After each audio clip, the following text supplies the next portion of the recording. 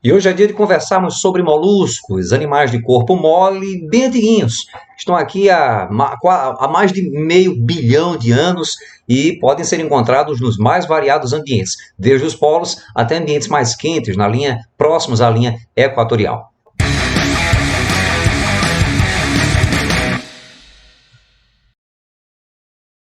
Eles podem ser aquáticos, na verdade a maioria dos moluscos é aquática, sendo que a maioria de verdade vive na água salgada, vive no mar, mas algumas espécies são terrestres, como alguns caracóis de jardim.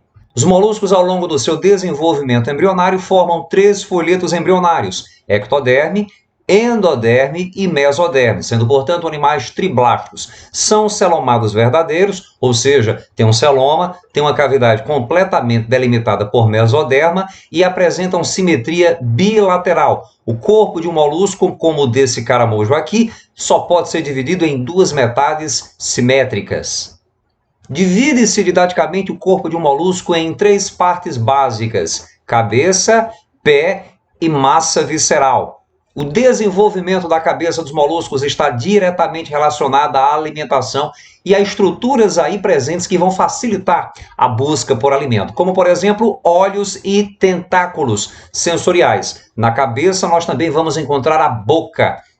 É ainda na cabeça onde nós vamos encontrar um anel nervoso, que representa um gânglio cerebral, que é nada mais, nada menos que um cérebro primitivo que se continua pelo corpo a partir de um cordão nervoso ventral, passa pelo ventre. O pé, assim como a cabeça, pode ser mais ou menos desenvolvido dependendo do grupo. Ele pode ser utilizado como sola de rastejamento, como é o caso de caramujos, caracóis e lesmas. Na medida em que um caramujo ele desliza, ele vai secretando uma substância viscosa que facilita o deslocamento. Nos polvos, lulas, sépias e náutilos, o pé ele é transformado em tentáculos, que varia dependendo do grupo.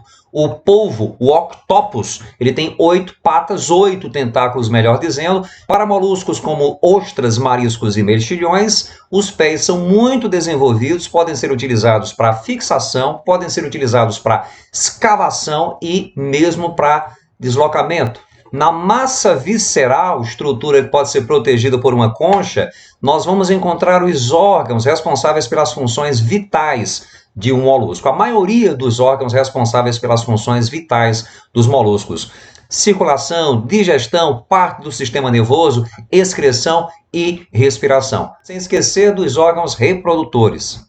Recobrindo a massa visceral, também pode ser conhecida como saco visceral, nós vamos encontrar uma dobra epidérmica conhecida como manto, que é responsável pela secreção de substâncias ricas em calcário que vão formar a concha de um molusco, que pode ser uma peça única ou dividida em valvas.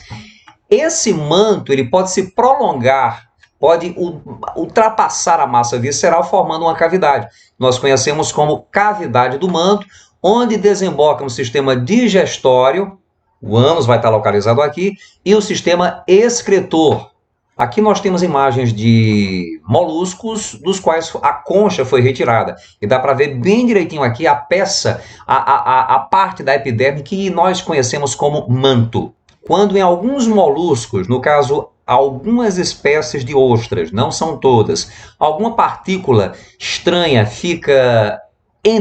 se insere entre a concha e o manto, o molusco ele começa a envolver a partícula estranha com uma substância brilhante que nós chamamos de nácar. E é isso que vai dar origem às pérolas. O sistema nervoso de um molusco é formado por um gânglio cerebral na forma de um anel nervoso que se prolonga pelo corpo através de um cordão ventral, como já foi dito. Os moluscos apresentam um sistema digestório completo, ou seja, tem boca e tem ânus. Este último desemboca as fezes, libera as fezes naquilo que nós chamamos de cavidade do manto. O alimento é capturado pela boca, segue por uma faringe, esôfago, estômago e intestino. O alimento é, na cavidade digestória, completamente digerido. A digestão é, portanto, extracelular. Há glândulas salivárias que liberam um muco na cavidade bucal, facilitando a digestão do alimento. Existem glândulas esofágicas em algumas espécies E existe ainda uma glândula conhecida como hepatopâncreas, que executa funções de fígado e pâncreas, armazena glicogênio, produz substâncias que vão digerir lipídios, proteínas, carboidratos. A maioria dos moluscos, a exceção é o grupo das ostras, mariscos e mexilhões, vai apresentar uma língua em forma de lixa, conhecida como rádula, que serve para lixar, para ralar o alimento. Ostras, mariscos e mexilhões não apresentam essa estrutura porque são animais filtradores.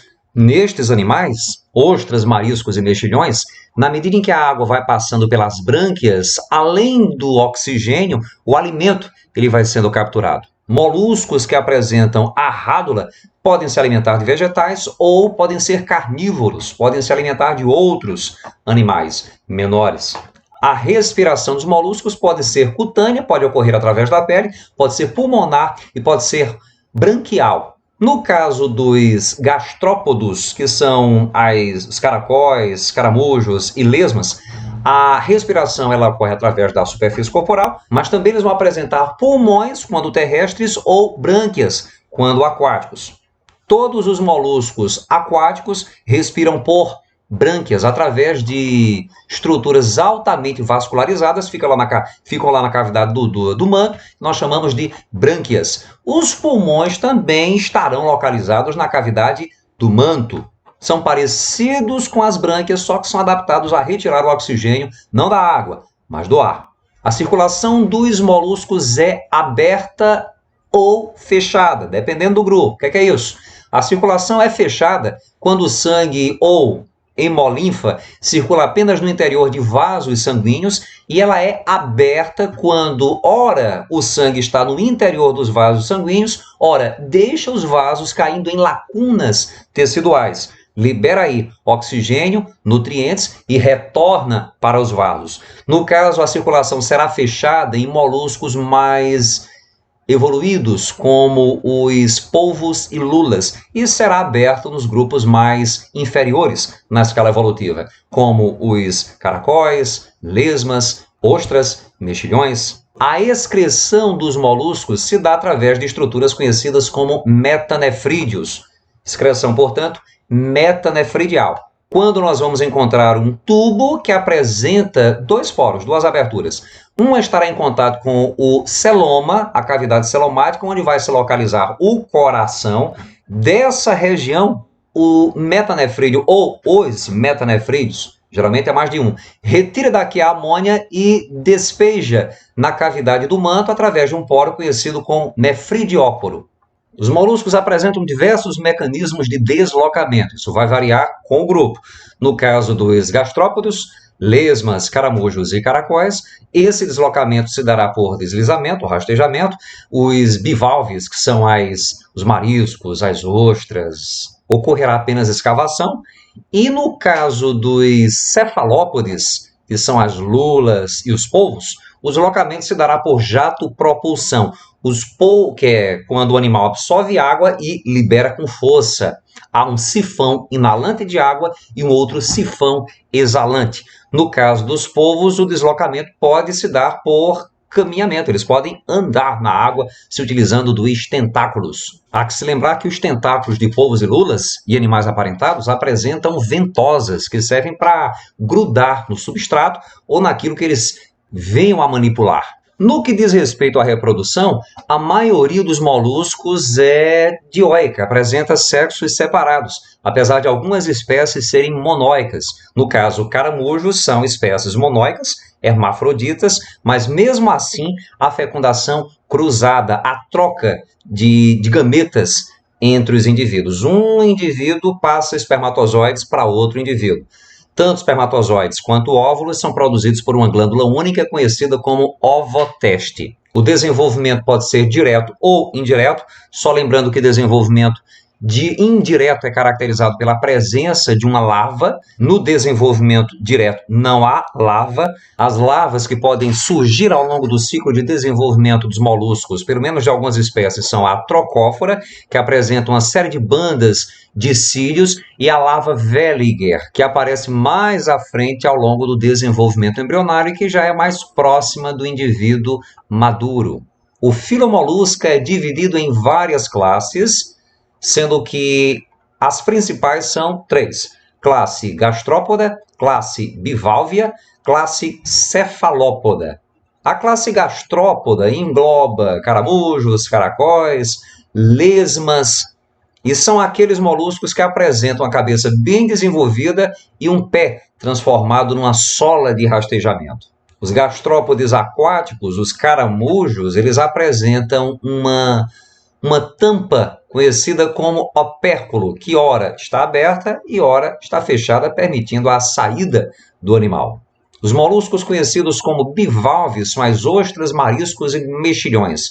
Bi vem de 2, valve lembra valva. São os moluscos que apresentam uma concha dividida em 2 valvas. Eles também são conhecidos como pelecípodes. Pelecis ou pelequis significa machado. Alguns autores muito imaginativos acharam que os pés desses animais eram muito parecidos com machados. São animais que, apesar de terem um pé muito desenvolvido, têm uma cabeça praticamente que ausente. E os cefalópodes, que são lulas, polvos, náudilos, sépias, são moluscos que apresentam um pé transformado em vários tentáculos. Podem ser 8, no caso dos octopus, os polvos, podem ser 10, no caso das lulas, e podem ser dezenas, como é o caso dos náutilos. Cefalópoda quer dizer pé ligado à cabeça, ou pé na cabeça, já que a massa visceral, muito desenvolvida, nesses animais, é muito confundida com a cabeça. Os cefalópodes, eles têm como mecanismo de proteção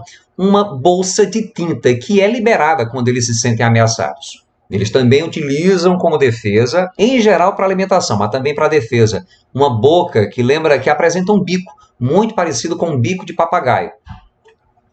Sábio é aquele que conhece os limites da própria ignorância.